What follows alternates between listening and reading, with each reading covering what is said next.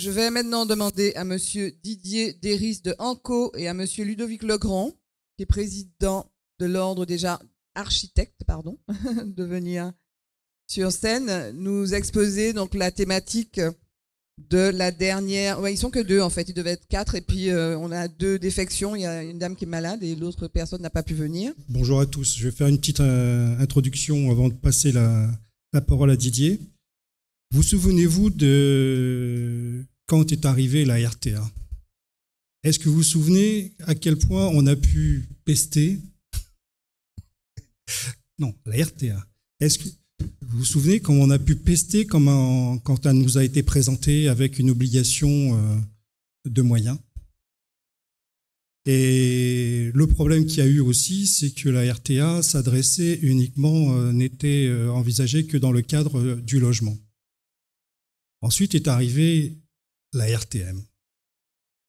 Et on est passé de l'obligation de moyens à une obligation de résultats et qui couvrait l'ensemble de la construction.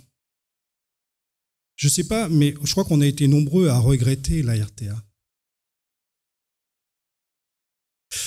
On a été très très nombreux à regretter la RTA et la RTA ça comprend différents volets, mais là on parle surtout de réglementation thermique et de confort thermique.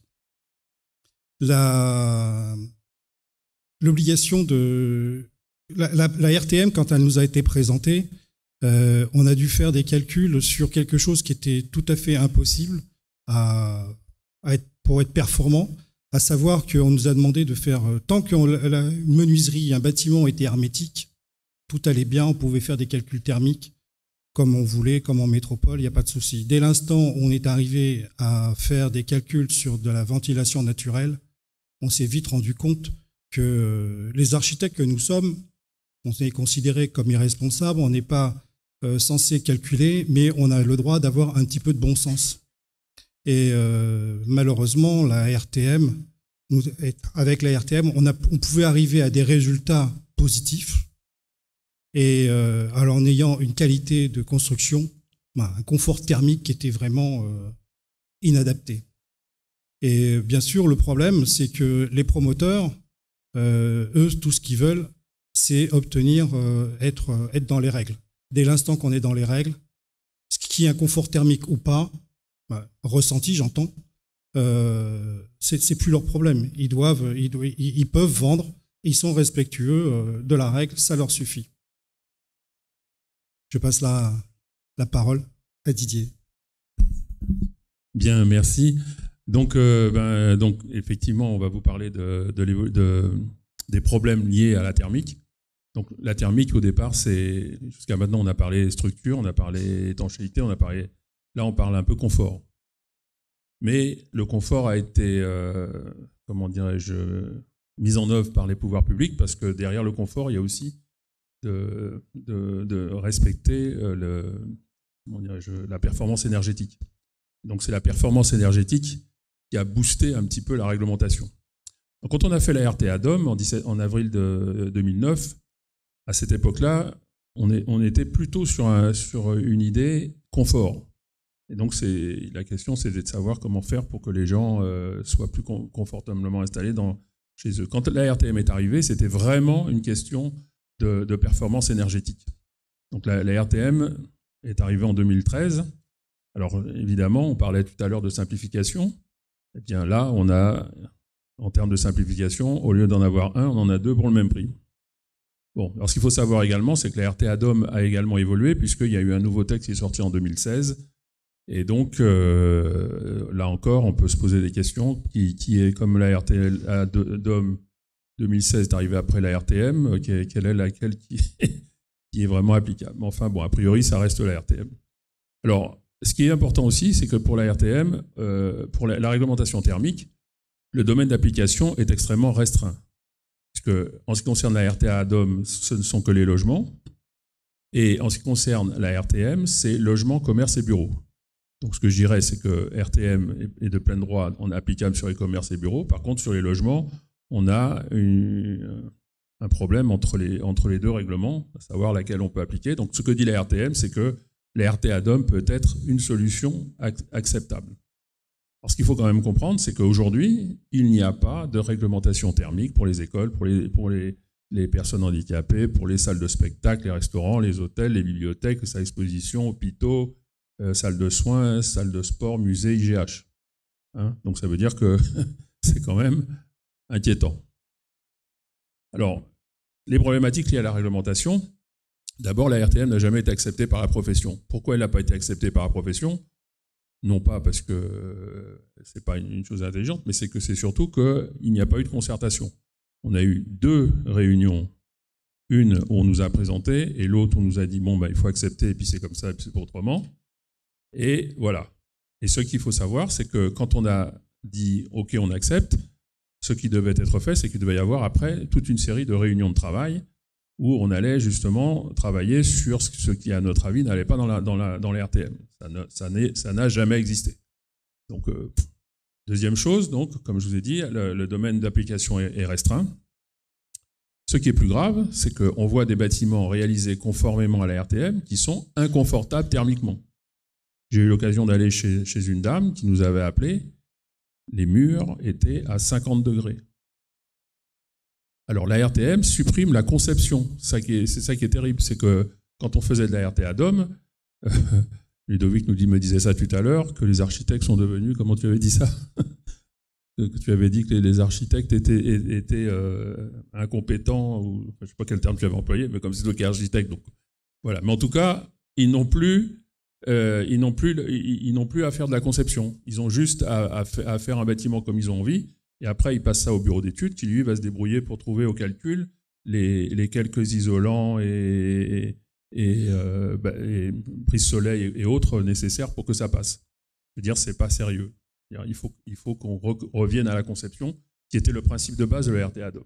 Alors, la RTM n'a bénéficié d'aucun suivi, ce qui fait que aujourd'hui, tout le monde est dans l'illégalité, notamment au niveau des diagnostiqueurs, puisque les diagnostiqueurs avaient été agréés pour un temps, je crois 5 ans. Donc aujourd'hui, plus personne n'est agréé. La RTM ne considère que les bureaux. Alors ce qui est terrible, c'est que quand vous avez un corps de bâtiment, moi j'ai eu l'occasion de contrôler par exemple une salle de spectacle dans laquelle vous avez un bureau. Donc la conformité à la RTM était limitée au bureau. Donc c'était une salle de spectacle qui avait une énorme clim et avec des fenêtres ouvertes à tous les vents. Par contre, il y avait 2 bureaux qui, eux, étaient parfaitement isolés, climatisés. Elle est conforme à la RTM. Tout va bien. Voilà. L'une des choses importantes, et qui était dans le texte que nous avions mis quand on a fait la RTA DOM, parce qu'il faut savoir que lors de la RTA DOM, ça a été 2 ans de concertation en Martinique. Ça a été, et pratiquement, le texte qui est sorti de la Martinique, à 80 à 90%, c'est le texte qu'on a pris pour la RTA DOM. Donc il y a eu un très gros travail qui a été fait par les professionnels de la Martinique là-dessus. Bon. Et l'un des points qui avait été mis à l'époque, c'était de considérer l'inertie thermique des matériaux. Parce qu'en fait, ce qui se passe en Martinique, c'est que quand vous avez une maçonnerie qui est au soleil, la maçonnerie accumule de l'énergie pendant toute la journée et restitue l'énergie pendant la nuit. Bon, ce qui fait, c'est la raison principale pour laquelle nos bâtiments sont extrêmement chauds la nuit et que les gens sont obligés de mettre de la clim parce qu'il fait une chaleur terrible. Et moi, je vous dis, j'ai vu des gens le soir, à 18h du soir, les murs étaient à 50 degrés. Donc c'est exactement comme si vous les mettiez dans un four. Bon. Enfin, la dernière chose, c'est que la RTM privilégie la gestion énergétique au détriment du confort thermique. Bon. Et là, je voulais vous montrer des photos de ce qui se fait en Guyane. Et vous voyez qu'en Guyane, on protège les façades. Et j'irai même plus loin, c'est qu'on protège les façades et on ne protège pas les fenêtres. Parce qu'en fait, le débord qui est lié, qui est amené par le bardage, en fait, permet de s'affranchir du soleil sur la fenêtre. Alors, ce qu'il faut savoir, c'est que ce système de protection, c'est intéressant si vous pouvez montrer d'autres photos, mais je veux dire, ça peut permettre aux architectes d'avoir des modèles nature sur les façades. C'est-à-dire que non seulement on peut protéger les façades, mais on peut protéger les façades par des modèles nature. On n'a pas besoin d'avoir quelque chose d'étanche. Hein. On peut vraiment faire des choses intéressantes. Alors, évaluation. Alors, la RTA DOM est restée applicable en Guyane et à La Réunion. Force est de constater que le confort thermique est à mon avis, meilleur dans ces départements qu'en Martinique. La thermique, aujourd'hui, est en panne en Martinique, il faut le dire. Hein. Et ce qu'on observe également, c'est qu'on a parlé tout à l'heure des isolants, mais ce qui se passe, c'est que ces isolants sont peu adaptés au contexte martiniquais. Ils sont importés, donc empreinte carbone élevée, et ils sont très difficiles à recycler. En général, c'est du placoplâtre. Il faut savoir que les filières de recyclage du placoplâtre sont très compliquées. Alors, enjeu induit par le territoire, eh bien, on a de l'inconfort. Les logements martiniques sont en général très chauds, particulièrement la nuit. La gestion d'énergie, l'inconfort va générer une consommation plus importante de climatisation. La RTM a privilégié la gestion d'énergie au détriment du confort et de la conception thermique. Et il faut aller vers des bâtiments éco tout en tenant compte des exigences cycloniques, sismiques et la corrosion. Alors, je vais parler des bâtiments éco. Donc, sur les pistes de réflexion, bien, la première chose, c'est qu'il faut reprendre la concertation et la réflexion. Je crois qu'il faut, c'est pas normal qu'on soit en retard alors que nous avons sorti le texte de la RTA DOM et qu'on soit aujourd'hui en retard par rapport aux autres départements. C'est quand même pas normal. Bon. Donc, créer via la CERC un groupe de travail spécifique sur la thermique, pouvoir reprendre le flambeau, parce que si les professionnels n'étaient pas d'accord avec la RTM, ça ne veut pas dire du tout qu'ils sont contre le fait qu'on utilise les RTM en Martinique. Au contraire. Voilà. Bon. Alors, parmi les choses, et parce que j'ai entendu tellement de choses sur ce thème, c'est définir ce qu'est un éco-bâtiment. Parce que je pense que ça sera parmi les choses que le groupe de travail sur lesquelles il devra travailler, parce qu'on a une fâcheuse tendance à confondre, à prendre les définitions d'éco-matériaux, d'éco-bâtiments, etc., qui sont en métropole, sauf que les considérations qu'on a en métropole sont métropolitaines. Hein, je prendrai un exemple très simple, c'est qu'on a tendance à parler du bois, en disant le bois c'est merveilleux, il faut faire tout en bois, etc. Bon, sauf qu'on oublie que le bois est importé en Martinique. Et qu'en métropole, il y a des quantités astronomiques de bois qui sont à disposition, donc forcément, c'est pas la même empreinte thermique. Je dis pas que le bois n'est pas bon, hein, mais je dis, c'est pas, vous voyez, on a tendance à prendre des choses sans réfléchir. Je crois qu'il faut vraiment réfléchir sur ce que c'est un éco-bâtiment. Donc, il faut évaluer la réglementation en cours. Parce que moi, je pense qu'il faut qu'on sache exactement où est-ce qu'on en est en termes de thermique. Est-ce que, bon, moi là, je vous dis des choses, mais je veux dire, ça, c'est mon ressenti personnel, mais je pense qu'il faut qu'on fasse une évaluation, qu'on voit aujourd'hui, est-ce qu'on a diminué la consommation d'énergie avec la RTM? Est-ce que le confort des Martiniquais s'est amélioré? Est-ce que les gens sont satisfaits ou pas, enfin, etc. Et il y a un certain nombre de critères sur lesquels il faut qu'on réfléchisse pour pouvoir... tu vas ajouter un mot? Non? Les 12 minutes sont passées. Ok. C'est la fin. Il faut étudier la possibilité de revenir à la RTA DOM pour les logements de façon à privilégier la conception. Moi, je pense que les logements, il faut qu'on revienne à la conception. Il faut qu'il y ait une conception thermique. Oui. Je pense plutôt que la RTA devrait revenir pour dès l'instant, quelle que soit la typologie du logement, dès l'instant où on veut faire de la ventilation naturelle, qu'on revienne à quelque chose qui se rapproche de la RTA. On oublie certains établissements. On va faire des catégories d'établissements, alors qu'on devrait faire une catégorie qui soit dépendante uniquement de la typologie si on veut de la ventilation naturelle ou de la climatisation. Quitte à arriver, par exemple, quand tu as une salle de spectacle, ou s'il y a un bureau qui est en ventilation naturelle, on traite ceci comme tel. Bon, si c'est qu'un bureau, et puis s'il y a une autre partie du bâtiment qui est climatisée, on le traite comme un bâtiment climatisé en faisant un calcul de la RTM. Ça me semble un peu le bon sens. Ok, alors je finis. Donc, élargir le champ d'application de la réglementation, parce que c'est quand même pas possible qu'on puisse continuer en Martinique à ne pas étudier déjà dans des bâtiments aussi simples qu'un hôtel, une salle de spectacle, un hôpital, enfin, etc. C'est pas concevable. Supprimer la RTM pour des bouts de bâtiments. Alors là, je pense que le gars qui a imaginé qu'on pouvait isoler un bout de bâtiment dans un bâtiment et dire il est bon parce qu'il y a un petit bout qui marche bien et puis on s'en fout du reste, à mon avis, c'est juste pas pensable.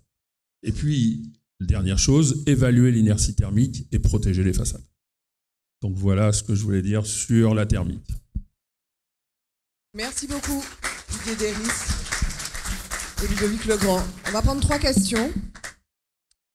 Oui, celle-ci. Monsieur.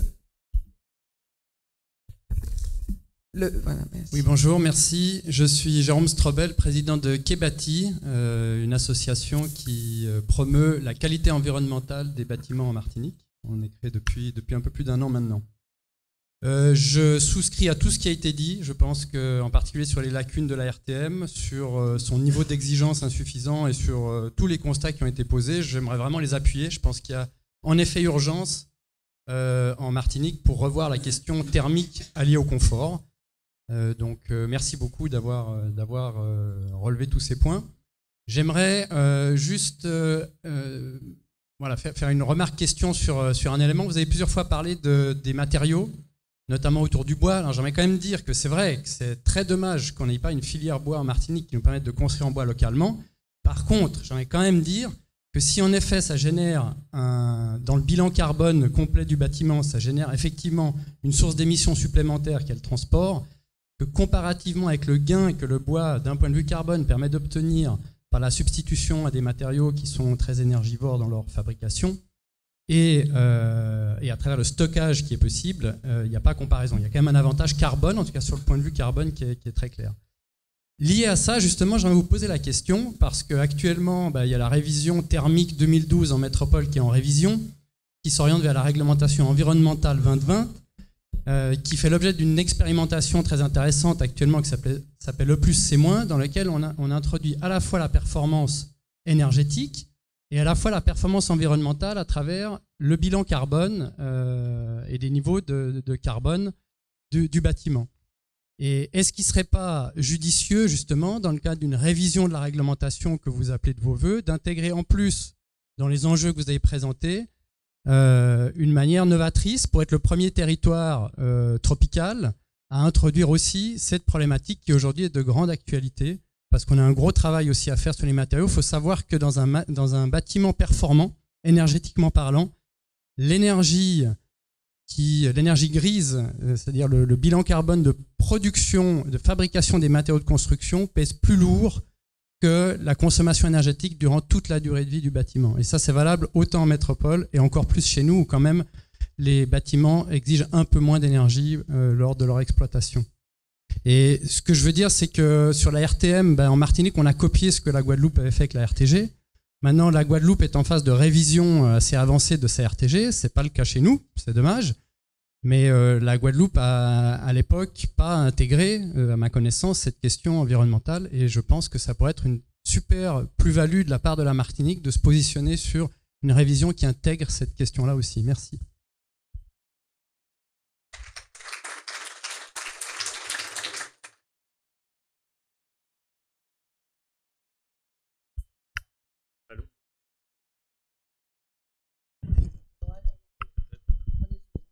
Allô? Oui, ok.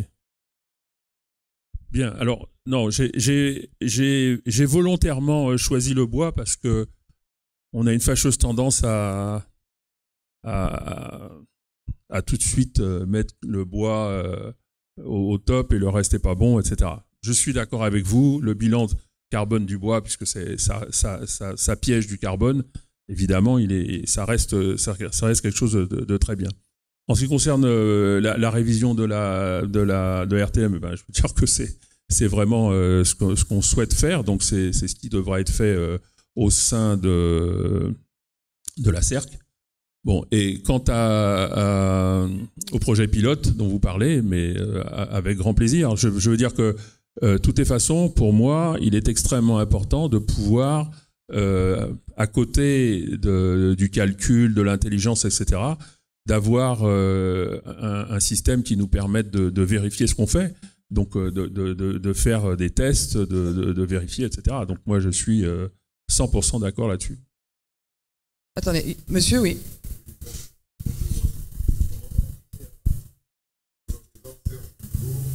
Architecte, j'ai été pendant quelque temps architecte, président de l'ordre des architectes. Et à ce titre, j'avais participé, Didier, avec toi et avec beaucoup d'autres professionnels, à la mise au point des textes de la RTA DOM. Et j'ai été très déçu de voir que tout ça, c'était un peu une grande messe enfin, ça avait débouché comme sur la grande messe d'aujourd'hui, hein, des travaux, de belles propositions, qui avaient été retenues, et puis, moins de 5 ans après, ça avait été mis au dépôt pour être remplacé par une RT, j'ai jamais pu retenir, RTM. Bon.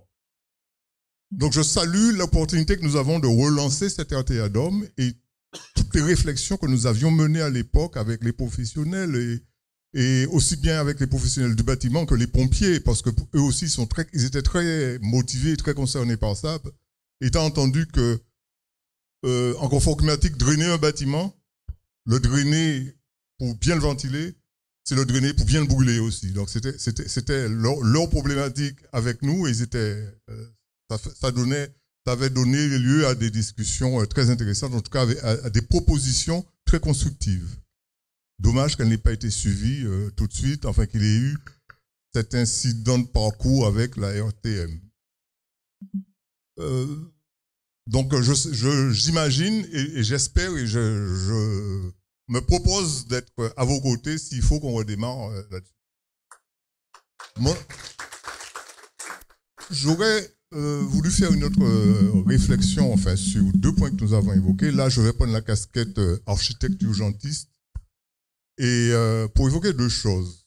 On a beaucoup parlé de cahier d'entretien. Architecte urgentiste, c'est quoi? C'est que j'ai eu à intervenir depuis Yvan à la Grenade, ensuite en Haïti avec la tempête Jeanne, ensuite après sous d'autres cyclones, d'autres séismes, dont le séisme de 2010. J'ai été dépêché là sur place pendant 3 jours après le séisme.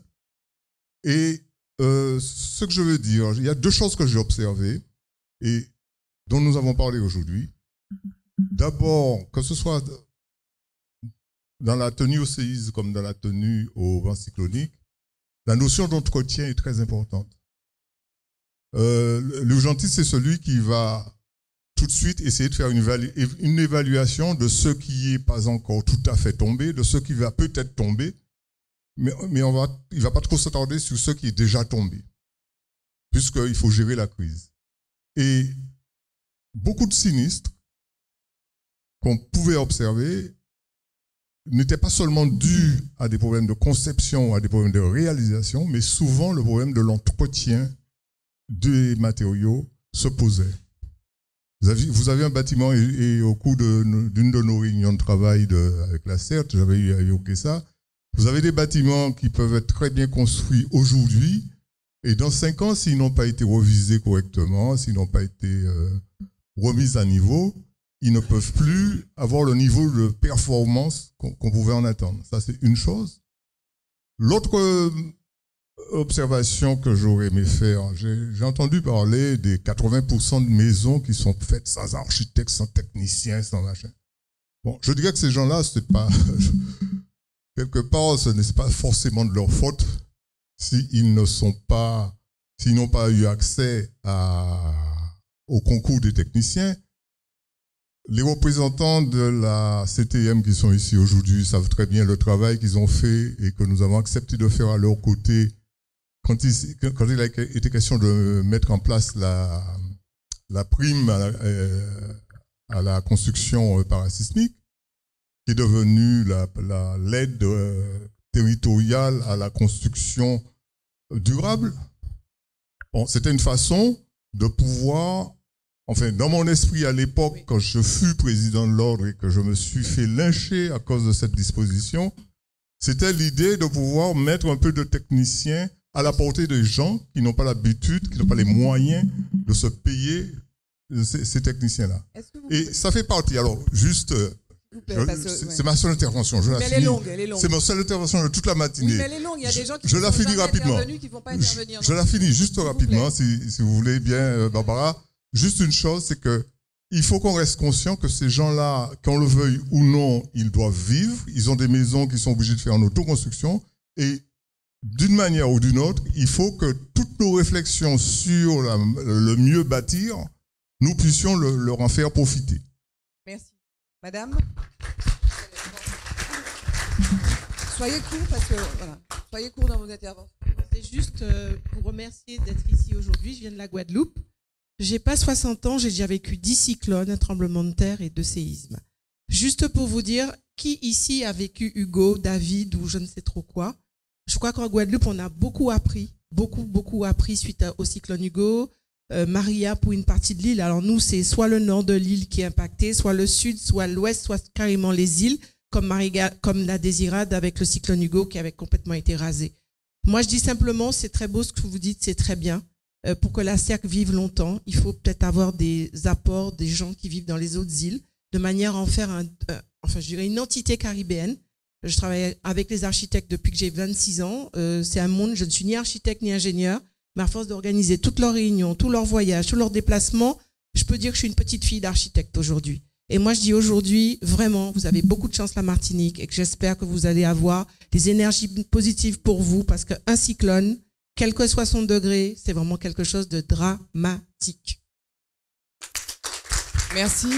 On prend une autre intervention et après, on va céder la parole à Jean-Yves Bonnet pour la synthèse. Attendez. On prend juste une autre intervention et après, vous faites les réponses. Très court. C'est plus une question pour les députés et notamment sur un thème qui a été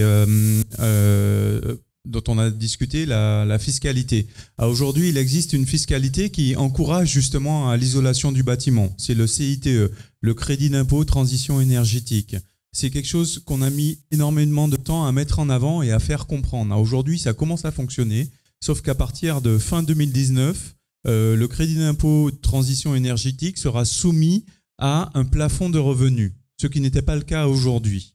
Donc ça veut dire qu'à partir de 2020, toutes les personnes qui gagneront plus de 27 000 euros de revenus annuels n'auront plus accès à ce crédit d'impôt. 2700, ça fait 2000 euros par mois. Donc quand vous prenez un foyer, ça fait des gens qui gagnent, 2 personnes qui gagnent le SMIC. Donc ça veut dire qu'on n'est clairement pas dans une population de propriétaires. Et donc on va retomber, alors qu'il existe aujourd'hui un système pour tout ce qui est l'habitat partenaire social, pour les gens qui ont de faibles revenus.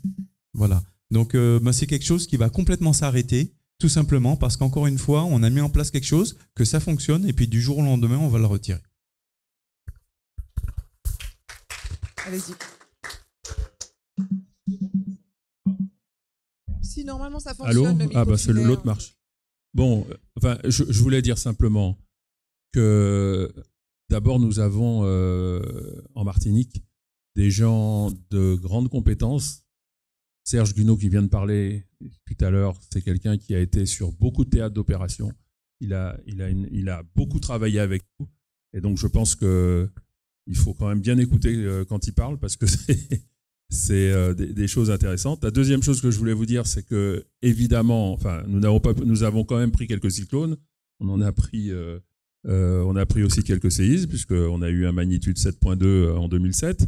Et en 2007, on a eu à la fois un cyclone et un séisme la même année. Donc nous aussi, par contre, c'est vrai qu'on n'a pas subi la catastrophe qu'ont subi les autres îles. Par contre, je vous assure que nous sommes allés voir. Hein, on a organisé des réunions de travail pour aller voir ce qui s'est passé. Et j'aime autant vous dire qu'on en est totalement conscient. Et la dernière chose que je voulais dire, c'est que oui, il est très important que les gens soient informés, et que les Martiniquais soient informés. Oui, je trouve que la réglementation est beaucoup trop compliquée et qu'il faut absolument la simplifier. Et il faut surtout que les gens puissent comprendre de quoi on leur parle. Parce que, par exemple, pour le cyclone, pour ne citer que cela, quand on vous dit vitesse de vent, on vous dit 32 mètres par seconde. 32 mètres par seconde, c'est 112 km/h. Je pense que déjà, le nombre de Martiniquais qui savent que 32 mètres par seconde, c'est 112 km/h, ça doit être à peine quelques pourcents. Et ceux qui sont capables de transformer les 112 km/h en question en un vent qui sera de l'ordre de 220 km/h, là, c'est 0,01%. Et je ne parle même pas des coefficients qui vont avec. Donc, en fait, on a une réglementation qui est absolument incompréhensible de la grande majorité des Martiniquais. Et ça, c'est quelque chose que j'ai noté, que j'ai écrit au préfet. Et je pense qu'il faut qu'on revienne à des choses simples. C'est-à-dire que si on parle de 220 km/h, les Martiniquais doivent savoir que leur maison, c'est 220 km/h. Et pas 32 mètres secondes ou 40 ou je sais trop quoi. Il faut que les gens ils comprennent ce que c'est que la réglementation. Voilà, je crois que j'en ai fini. Barbara. Merci Didier Deris, merci Ludovic Legrand. Merci à tous nos intervenants.